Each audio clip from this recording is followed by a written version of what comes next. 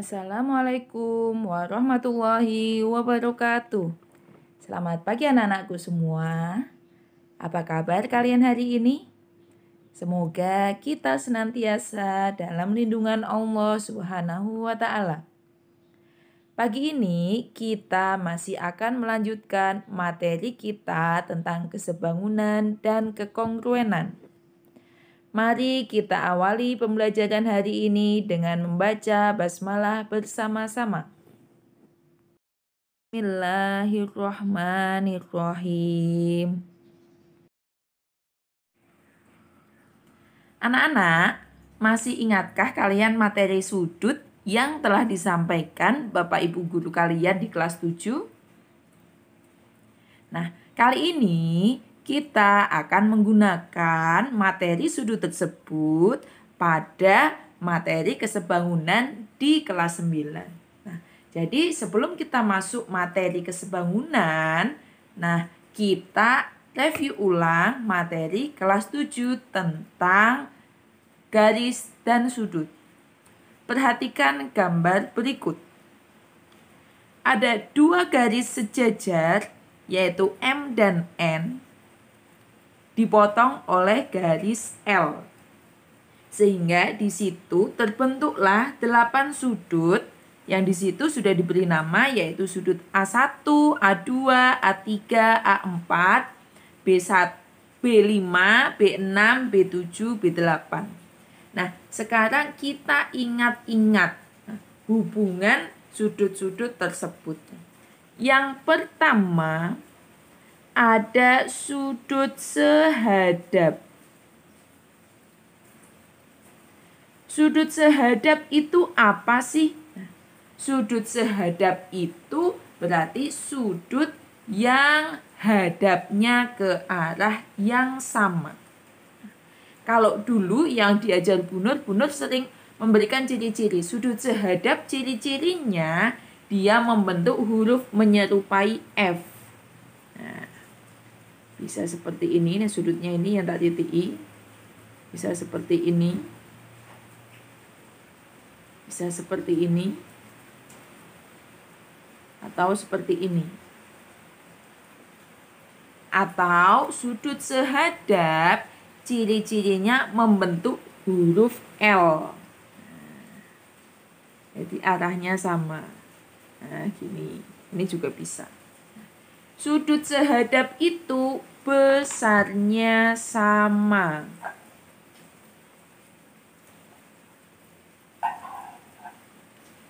Sekarang perhatikan gambar berikut. Di sini sudut yang sehadap apa saja? Nah, sudut A1 sehadap dengan sudut B5. Nah, diperhatikan posisinya membentuk huruf F atau membentuk huruf L ke arah yang sama. Kemudian sudut A2 sehadap dengan sudut B6. Sudut A3 sehadap dengan sudut B8.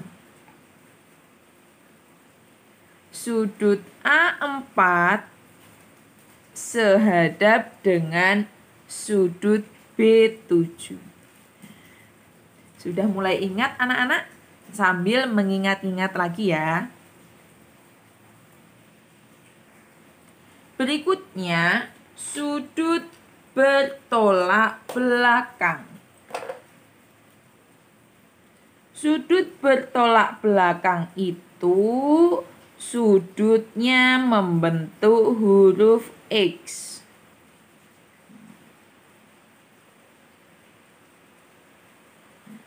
Seperti ini. Berarti ini bertolak belakang dengan sini. Ya. Yang atas bertolak belakang dengan yang bawah.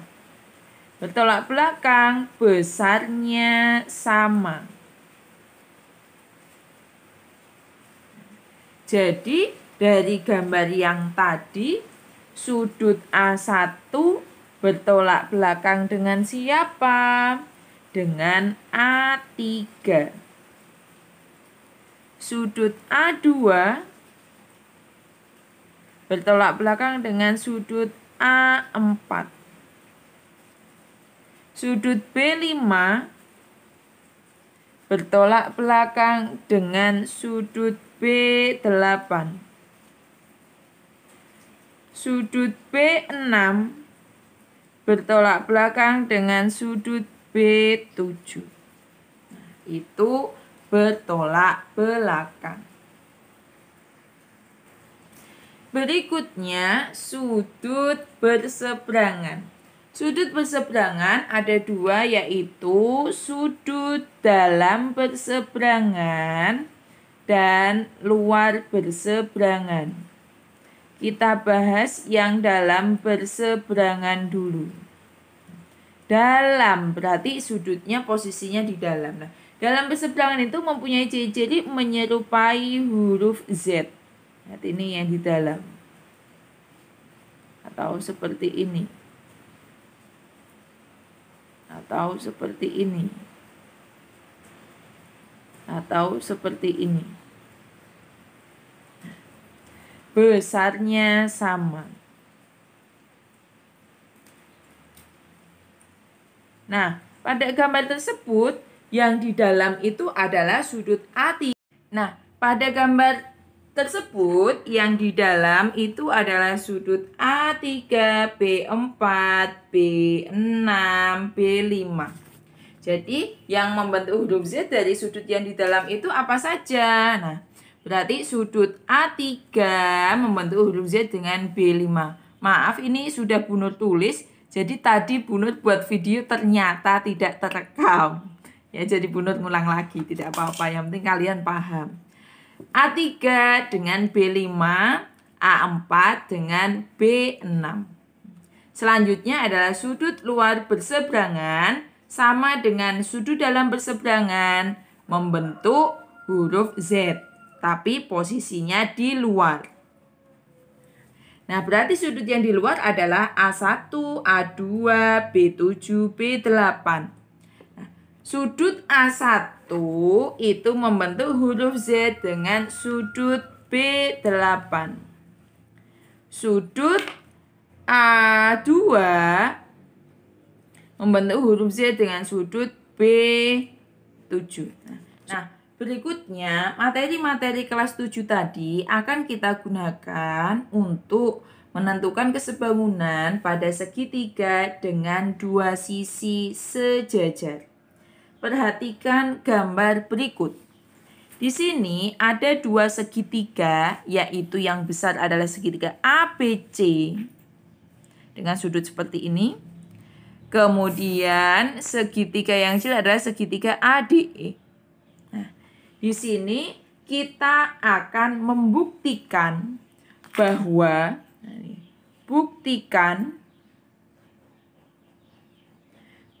segitiga ADE sebangun dengan segitiga ABC. Nah, perhatikan ya. Di sini sudut B, nah kita kan mulainya dari ADE. ADE itu segitiga yang kecil. ABC segitiga yang besar. Nah, berarti sudut D membentuk huruf F dengan sudut B. Jadi perhatikan, F-nya kan gini kan? Atau membentuk huruf L. Seperti ini. Nah, sudut D dengan sudut B. Membentuk huruf F atau membentuk huruf L ke arah yang sama. Berarti dia sehadap. Nah, kita tulis di sini sudut D. Kita tulisnya pakai 3 huruf, berarti D-nya di tengah, berarti ADE. Sama dengan sudut B. Berarti sudutnya adalah sudut ABC. Berikutnya, sudut E dan sudut C sama, membentuk huruf F atau L ke arah yang sama. Berarti sudut E. Sudut E itu berarti AED. Sudutnya yang tengah. Sama dengan sudut C.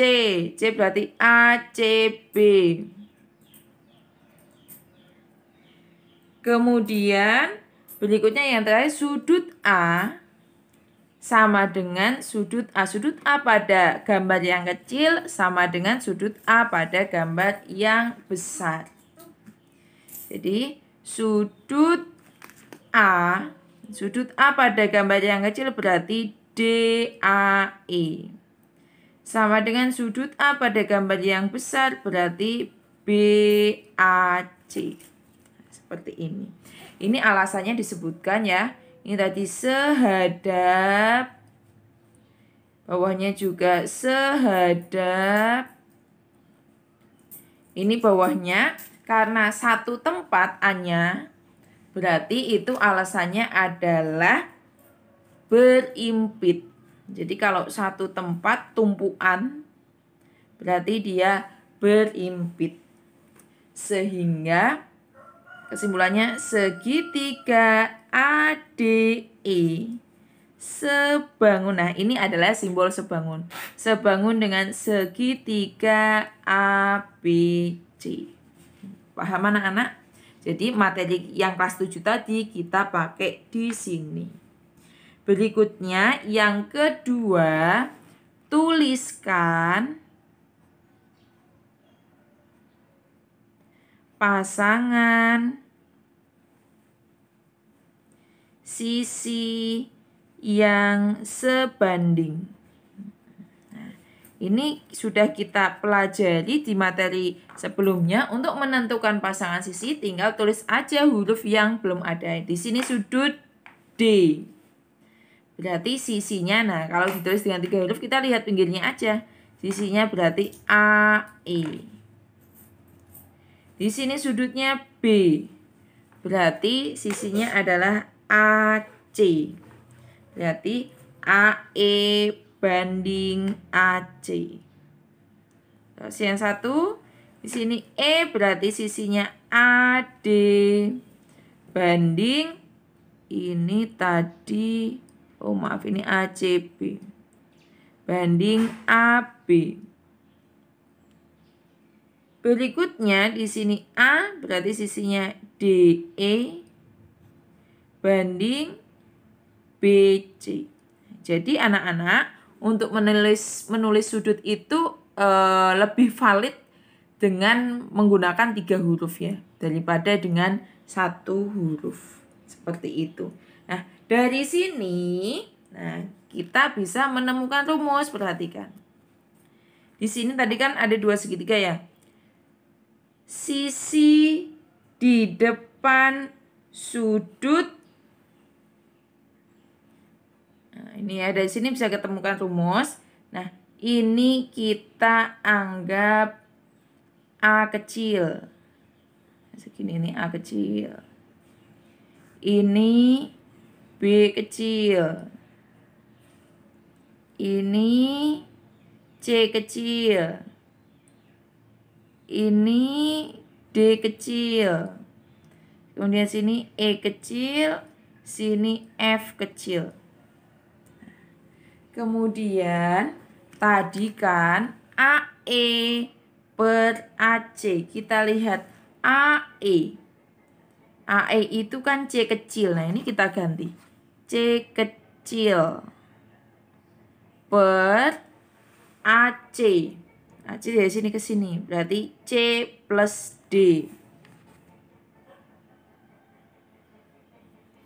Sama dengan AD per AB. Kita lihat. AD itu A kecil. AB itu A plus B. Kemudian DE per BC. DE di sini adalah E, BC adalah F. Berarti E per F. Nah, dari sini bisa kita tentukan rumus. Rumus yang pertama.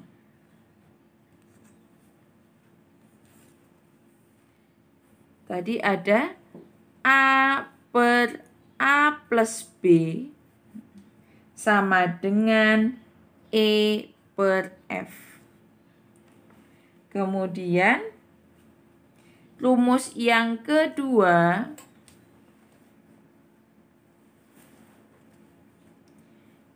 C per C plus D sama dengan E per F. Sehingga bagaimana cara menghafalkannya yang mudah? Nah, ini cara menghafalkannya adalah ini adalah rumus kecil banding besar. Kuncinya adalah mulailah dari sudut di depan panah kecil. Kalau masih seperti ini kelihatannya susah. Nanti kita aplikasikan ke soal. Ya. Kemudian rumus ketiga adalah gabungan dari rumus 1 dan rumus 2. Rumus 1 adalah A per A plus B. Rumus 2 adalah C per C plus D.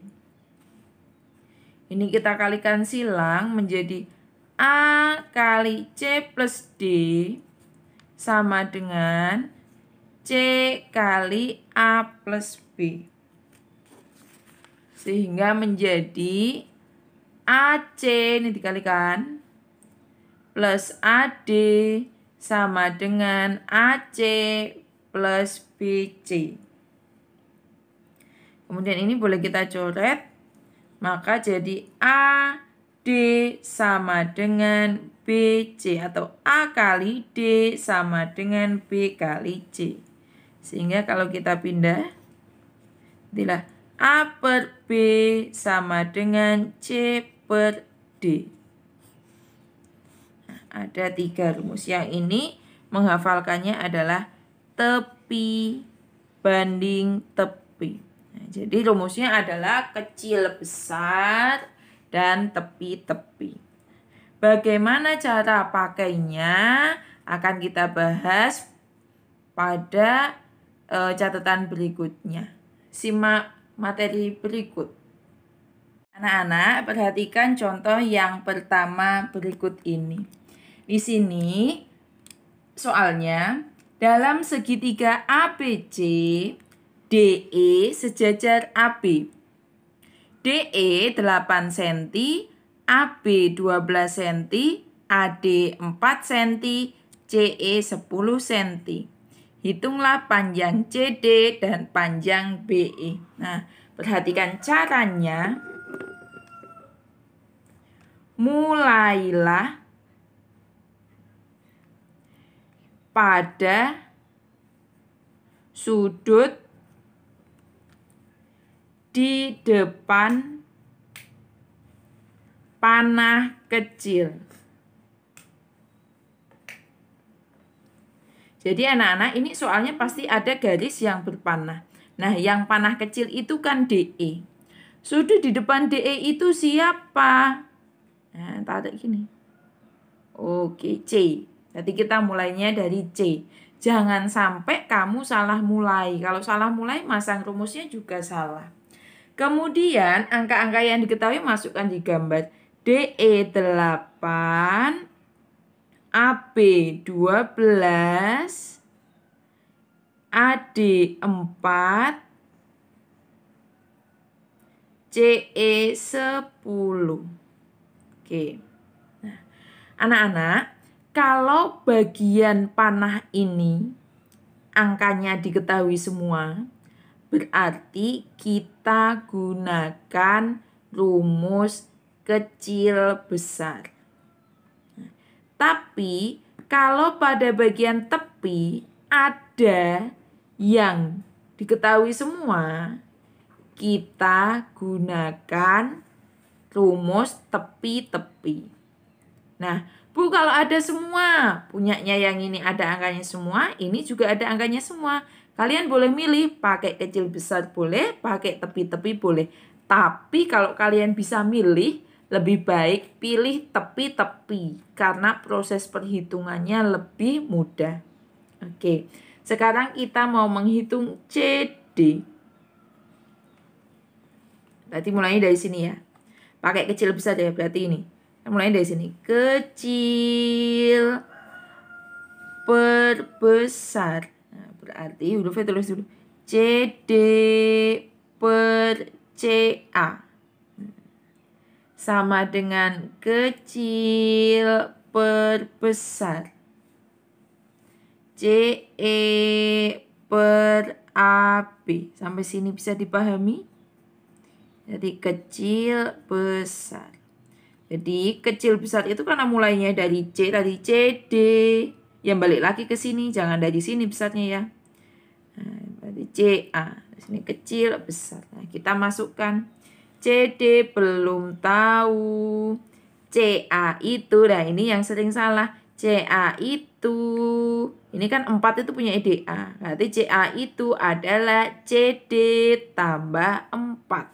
Nah, biasanya nulisnya suka 4 aja. CD tambah 4. Sama dengan, oh maaf ini DE ya tadi ya.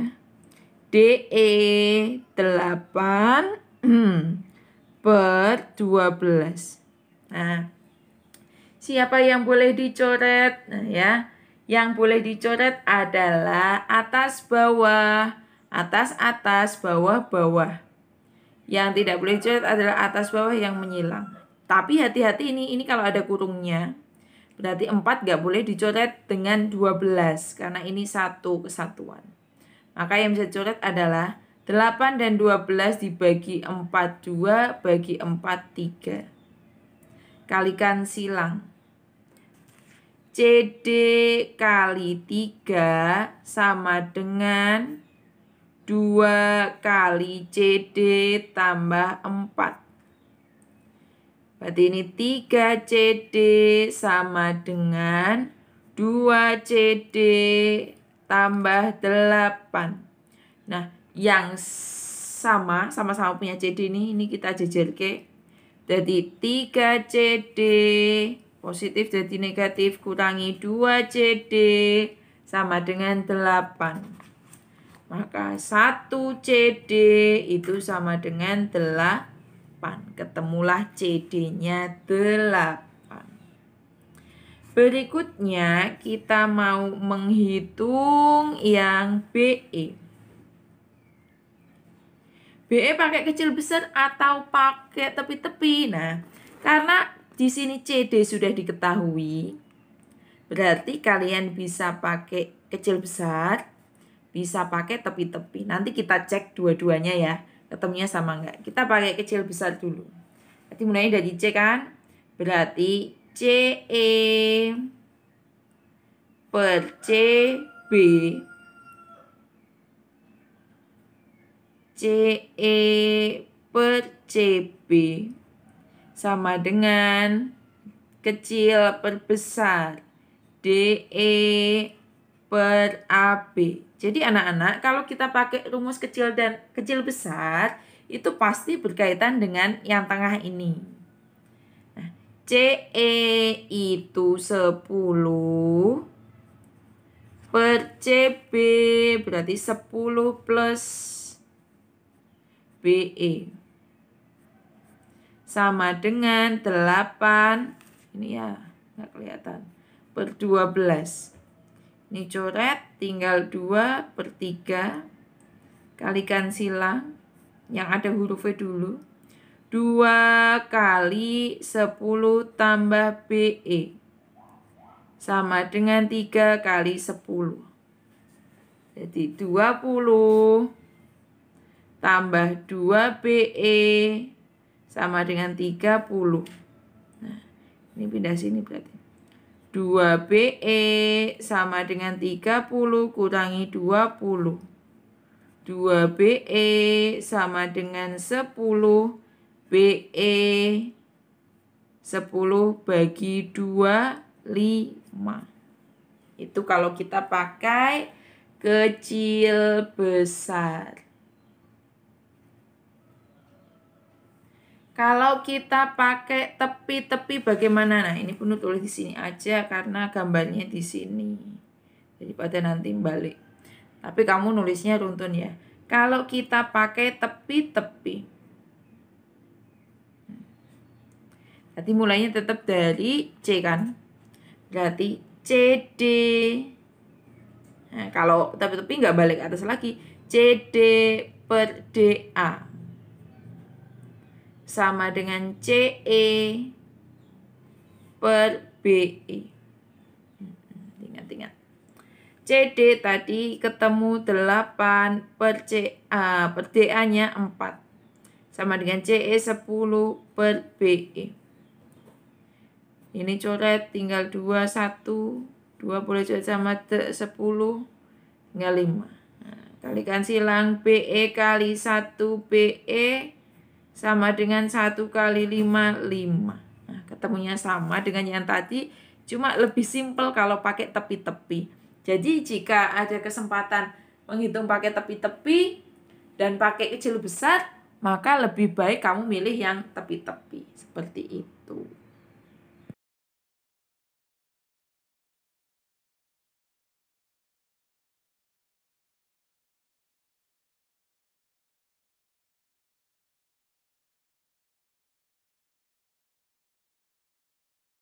Selanjutnya, silakan kalian coba soal-soal berikut ini dengan menggunakan rumus kecil besar atau tepi-tepi yang Bu Nur sampaikan.